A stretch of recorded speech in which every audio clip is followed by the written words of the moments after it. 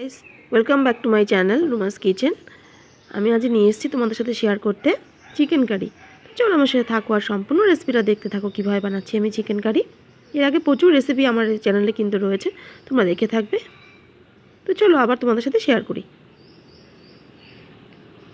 তো এখানে দেখো আমি 1.5 কিলো মতো চিকেন নিয়ে নিয়েছি, ভালো করে ধুয়ে জল ঝরিয়ে রেখেছি। আর এখানে দেখো কড়াইতে সর্ষের তেল গরম বসিয়ে আমি আলুর টুকরোগুলো গোল্ডেন ব্রাউন করে ভেজে দিচ্ছি। ভেজে আমি আলুর টুকরোগুলো তুলে রাখবো। এবার তেলের উপর দিয়ে দিয়েছি তেজপাতাটা হালকা ভাজা হতেই অ্যাড করে দিয়েছি আমি গোটা জিরে। এবার অ্যাড করে দিচ্ছি আমি কুচিয়ে রাখা পেঁয়াজগুলো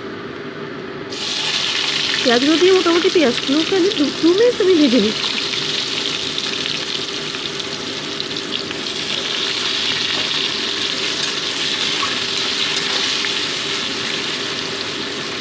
তো দেখো পেঁয়াজগুলো কিন্তু ভাজা আমার হয়ে গেছে। এবার মশলা পেস্ট আমি মিক্সিতে করে নিয়েছিলাম আগে। এর মধ্যে আদা, রসুন, লঙ্কা, জিরে, ধনে সব পেস্ট একবারে আমি এর মধ্যে অ্যাড করে দিলাম। দিয়ে মোটামুটি এটাকে 2 মিনিট আমি ভেজে নিচ্ছি। তো দেখো মশলাটা প্রায় আমার ভাজা হয়ে এসছে। এবার আমি পরিমাণ মতো নুন আর হলুদ এর মধ্যে অ্যাড করে দিচ্ছি।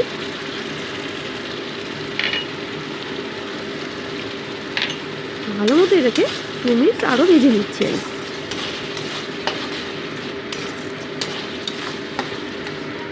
দেখো 2 মিনিট ভাজা কিন্তু আমার হয়ে গেছে।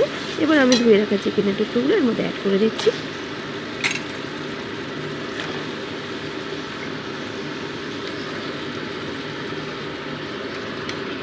ভালো মতো এটাকে আমি 10 মিনিট কষিয়ে নিচ্ছি।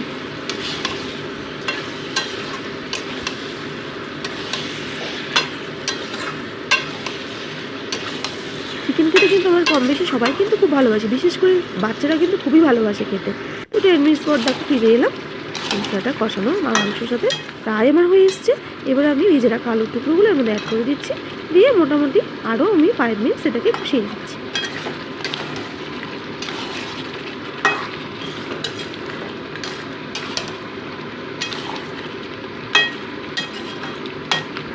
দেখো কষানো কিন্তু আমার হয়ে গেছে।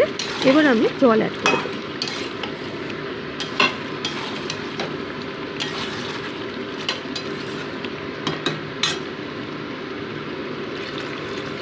সামান্য চিনি কিন্তু আমি আগে অ্যাড করে দিয়েছিলাম, সেটা তোমাদেরকে আমি আর দেখাইনি।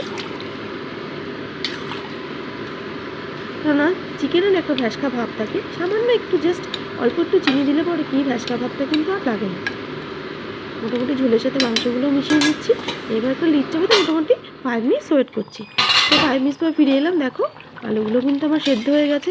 আর একটা কথা বলতে তোমাদের ভুলে গেছি, আমি কিন্তু গোটা রসুন এর মধ্যে দিয়ে দিয়েছিলাম কষানোর সময়।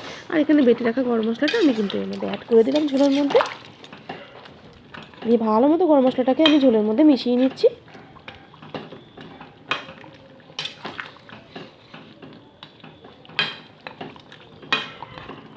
এবার একটা লিড চাপা দিয়ে মোটামুটি 2 মিনিটস ওয়েট করছি। তো 2 মিনিটস পর ফিরে এলাম। দেখো আলুগুলো আমার সেদ্ধ হয়ে গেছে, রান্নাটা কিন্তু আমার হয়ে গেছে। এবার আমি গ্যাসটা অফ করে দেবো। চিকেনের ঝোলে বা মাটনের ঝোলে যেটা গোটা রসুন দিয়ে খাও তাহলে খুব ভালো লাগে খেতে। তো তৈরি হয়ে গেল আমার চিকেন কারি। সম্পূর্ণ রেসিপিটা তোমাদের কেমন লাগলো আমাকে কিন্তু কমেন্ট বক্সে অবশ্যই জানিও।